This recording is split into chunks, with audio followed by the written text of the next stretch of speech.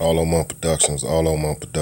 This will be my final analysis on the subject of Negroology. Negroology. See, my final installment. This is coming to the end of my short documentary. It's going to hit hard because I say the best for last.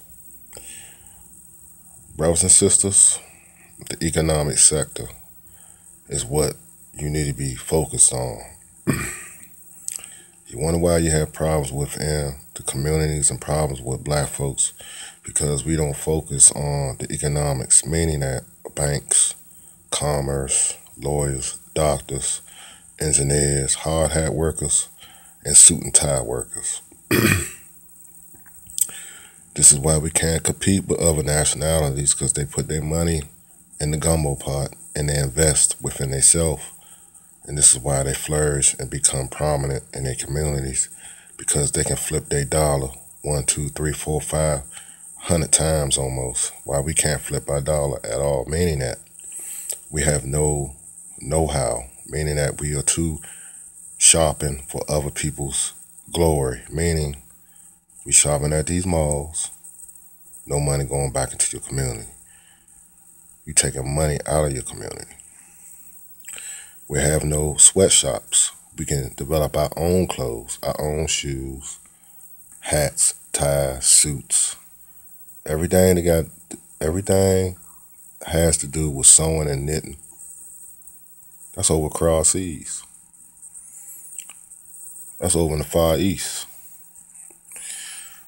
See, we got to get back to the basics. We can't do that. We can't really cry about our suffering. We got too much jealousy going on within the black race. We do not support black businesses like we supposed to, and that's a problem. You know, back in my early youth, it used to be black liquor stores. That's becoming a thing of the past. When you turn around, you got Indians, Koreans, Japanese, what have you. Every nationality but us running a liquor store.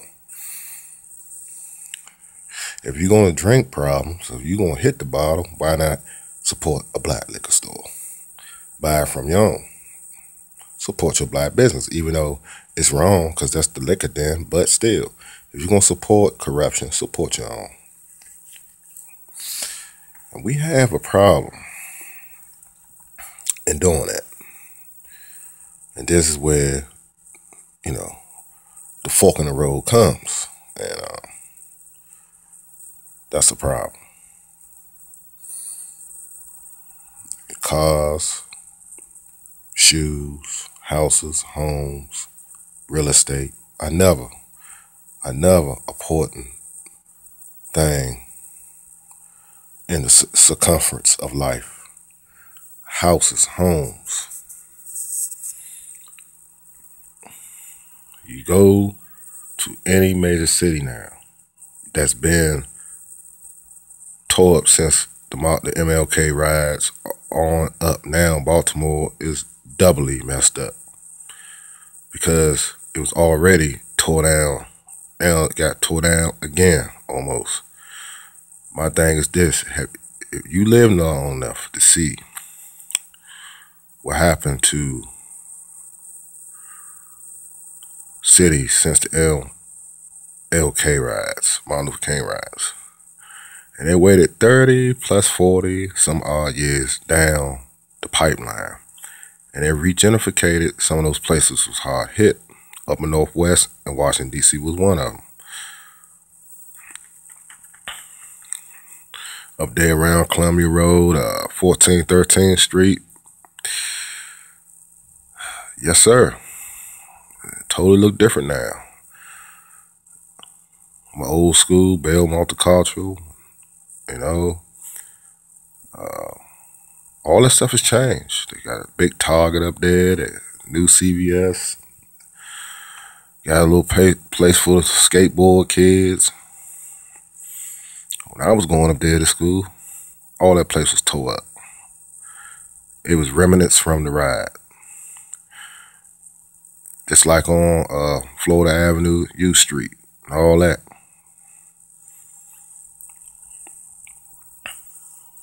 down there by Howard University.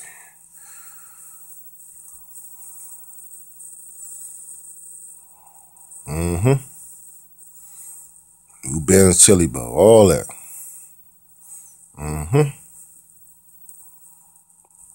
It wasn't like that when I was coming up. It was crime central. It ran down. You see, they had a plan.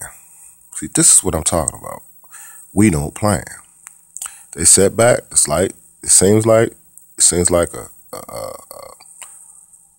a deja vu.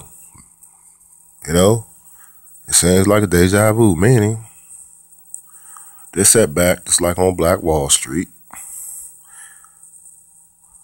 watched us flourish, then they dropped bombs on our ass because we was balling.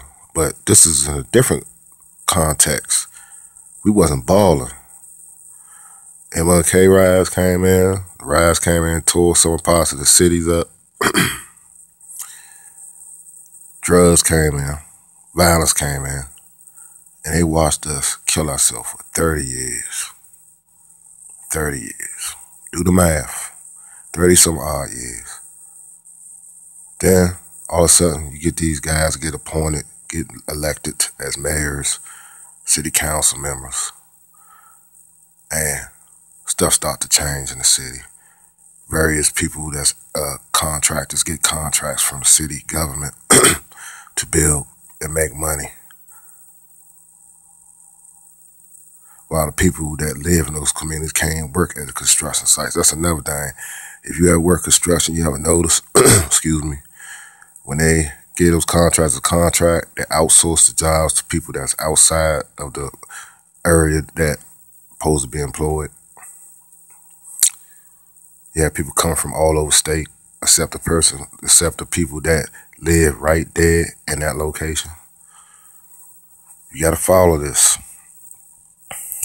This is why we have a lot of problems, because we don't educate ourselves enough in the economic sector to see how to be an economic pimp, meaning one who exploits the economic sector, not exploit women and flesh. The one who exploits the economic sector, that's an economic pimp, according to all amongst logic definition. Yes. See, we don't look in those avenues. And this is why problems start. It's like the rap world. It's like your so-called hip-hop artists.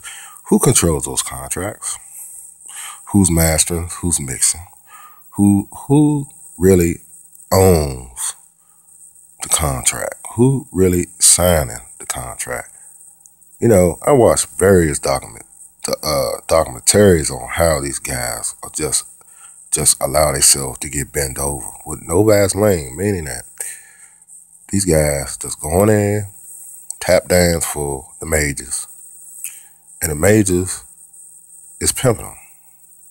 They giving them stuff. They get them gifts. They get them houses that's not even paid for. They own the houses. It's just a show.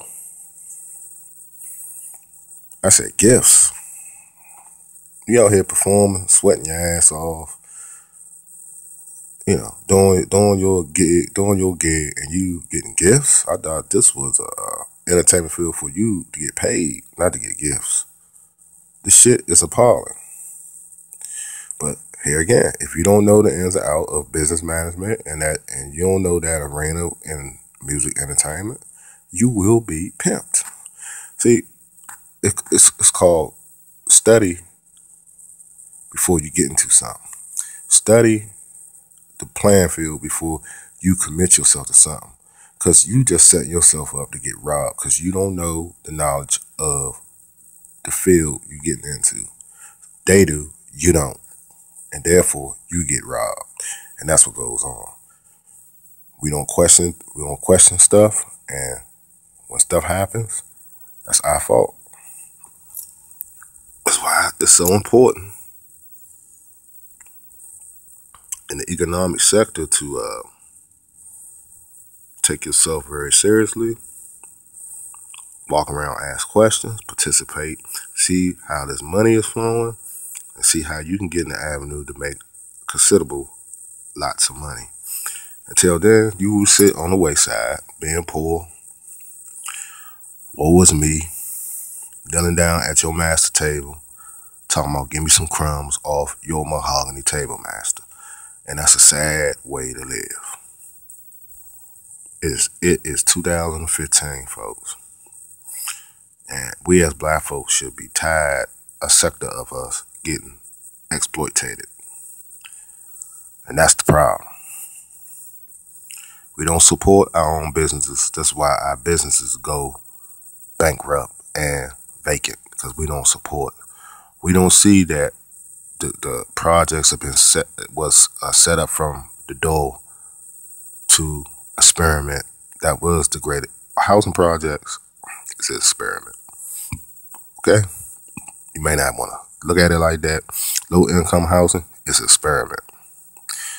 Wherever you got whenever you got low income environment, you have violence that comes into play because they set it up that way. I tell you, you're dealing with demonic folks and energies. They've been playing this game of mechanisms for years, and it works. It's a formula they use against us, the enemy, to keep us at bay. This is why it's so important. We need to support each other and build our own infrastructure. You can talk about all this cops versus young black men versus young black men, women going against each other. There's black people that's killing each other. All different ages and everything. Why? Because we refuse to follow the formula to be an economic pimp and to exploit the economic sector. And until we do that, we always is going to suffer. That's what I'm trying to get to you. You can refute this. You can try to debunk this. You can say, fuck this dude. This dude's crazy. He's a crackpot. But I'm telling you now, if you want to have a good life, as a whole collective of black folks, you must look at the subject I'm talking about and study it for yourself. Go ahead. I would encourage you to do that. How many export businesses we have as Afro-Americans? Now, I tell you, the Africans do it. And that's another thing. The ones that was born over there, they still had that culture. The ones that was brought over here by a boat, our culture's been fucked up. And this is some of the reasons why we act the way we do towards each other, because it's a generation thing passed down since slavery. They broke our culture in America. But the ones that was born and raised over there, they still have their culture. And this is why they don't get along with us.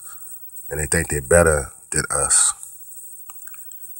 because of that, which is wrong. You know, some of them cool, some of them not. And some of them accept the white man over us and believe him.